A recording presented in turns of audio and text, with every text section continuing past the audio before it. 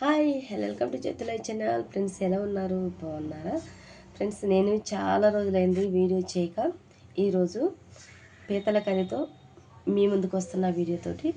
Okay friends, మనము ఈ పీతల కర్రీ ఎలా తయారు చేయాలనేది ఈ వీడియోలో చూద్దాం. చూడండి ఫ్రెండ్స్, నేను 1 kg పీతలు తీసుకున్నాను అనమాట.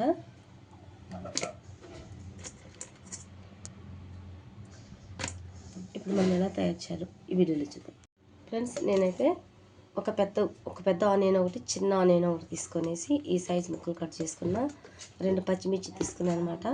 ఇప్పుడు మనము మిక్సీ జార్లో వేసుకుందాం. మిక్సీ పట్టేసుకుందాం. మరి చాలా సాఫ్ట్గా కాకుండా కచ్చా పచ్చిగా మిక్సీ పట్టుకుందాం. నేను స్టవ్ ఆన్ చేసుకొనేసి మందపాటి ఒక బాండి పెట్టుకున్నాను అనమాట. ఒక ఆయిల్ గరిటతోటి 2 గరిటెలు ఆయిల్ వేసుకున్నా. ఇంకొంచెం వేసుకున్నా బాగుంటుంది, ఎందుకంటే మనకి నీసు వాసన అనేది రాకుండా. కొంచెం ఆయిల్ ఎక్కువ వేసుకునేం కాదు, మరీ ఎక్కువ అంటే ఎక్కువ కాదు, ఇది సరిపడినట్టు వేసుకోవాలి. మనకి ఆయిల్ వేడైన తర్వాత ఈ మిక్సీ పట్టుకున్న ఉల్లిగడ్డ పేస్ట్ వేసేసుకుందాం. ఇలా కచ్చా పచ్చిగా మిక్సీ పట్టుకోవాలన్నమాట. మనం మిక్సీ పట్టుకున్న ఉల్లిగడ్డ వేసేసుకుందాం.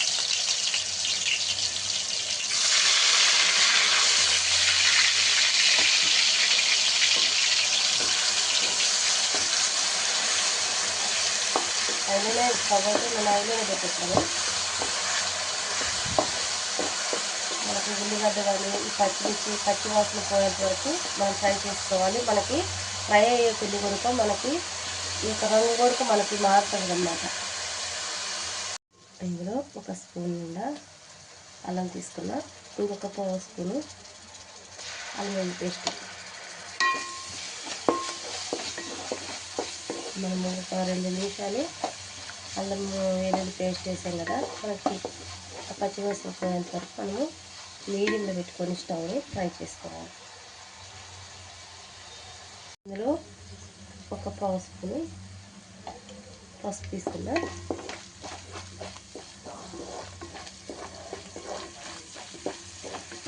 ఒక్క నిమిషం ఇది మనం ఇలా పసుపు వేసిన తర్వాత కలుపుకోవాలి. 1 నిమిషం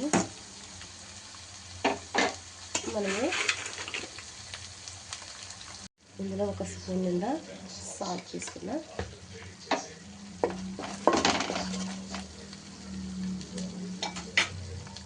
ఇందులో మనకి ఆ ఉల్లిగడ్డ కానీ అల్లం వెల్లుల్లి పేస్ట్ మొత్తం చక్కగా ఫ్రై అయిపోయింది. ఇందులో 2 టమాటాలు మీడియం సైజ్ 2 టమాటాలని మిక్సీ పెట్టుకున్నాను అనమాట.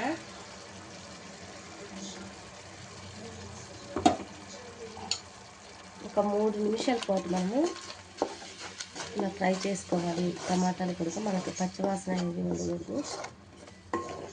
స్టవ్ని మీడియంలో పెట్టేసాను నేను, హైలో కాకుండా సిమ్ కాకుండా. ఇందులో మనం ఇప్పుడు ఈ కడిగి పెట్టుకున్న పీతలు వేసేసుకున్నాం. చూడండి, మనకి ఈ యొక్క ఉల్లిగడ్డ కానీ టమాటాలు కానీ మొత్తం చక్కగా ఫ్రై అయిపోయింది. మనకి ఆయిల్ కూడా పైకి తేలుతుంది అన్నమాట. మనకి రెడీ అయిపోయింది, చక్కగా ఫ్రై అయిపోయింది. పచ్చివాసన అది ఏది ఉండదు. పీతలు వేసేసుకుంది.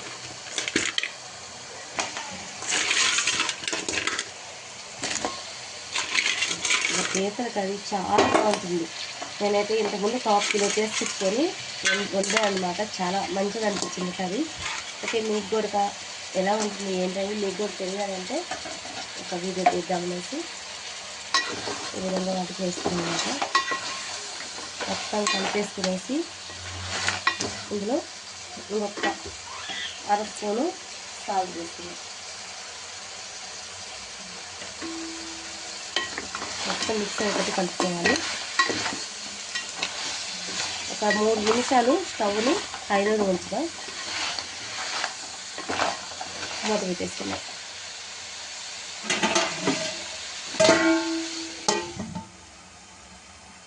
పెద్ద నిమ్మకాయ అంత సైజు చింతపండు తీసుకున్నా.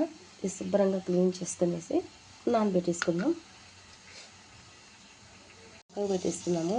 ఇది నానిపోద్దిలోపు మనకి దీనికి మసాలాలు, ధనియాలు, చెక్క, లవంగాలు, కొంచెం సాజీరా ఇవి మనం ఫ్రై చేసుకునేసి మిక్సీ పట్టేసుకుందాం.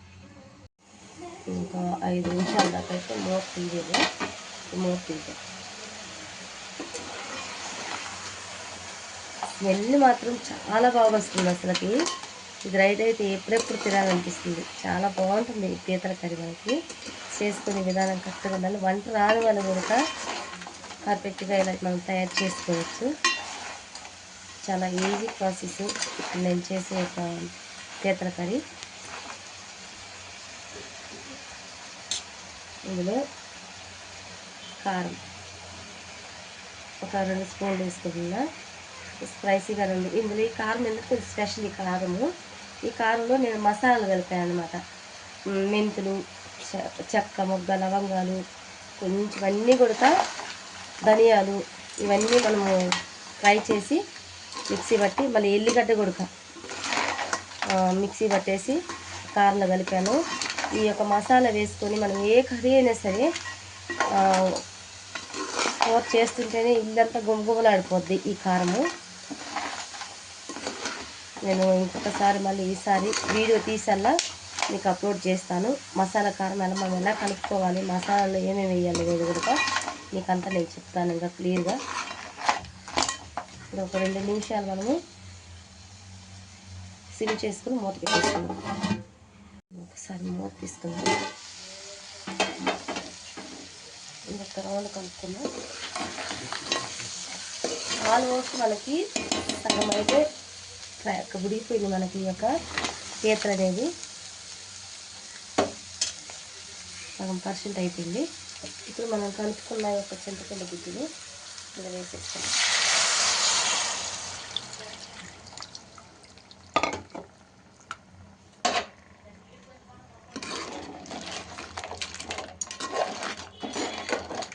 ఇంకా కొంచెం వాటర్ పట్టడానికి ఇంకొంచెం వాటర్ వేసుకుందాం.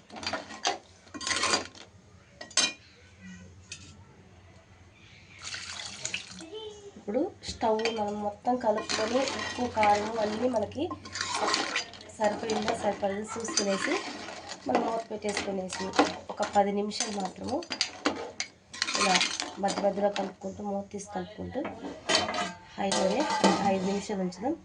ఇంకొక 5 నిమిషాలు సిమ్ చేసుకుందాం. మూత చేద్దాం. చాలా బాగా వచ్చేసింది కర్రీ.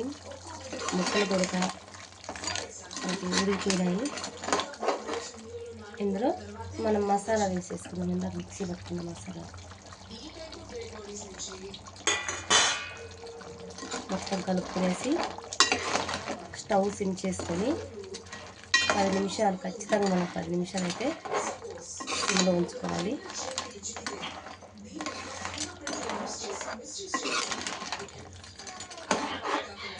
ఉప్పు, కారం అన్నీ కరెక్ట్గా సరిపోయాయి. మసాలాలు కూడా ఎక్కువ నేను గరం మసాలా కూడా వేయలేదు, తక్కువ వేసేసాను.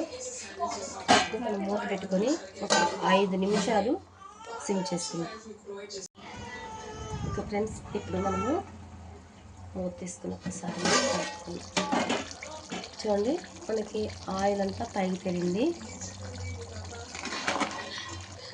చాలా బాగా వచ్చింది కర్రీ.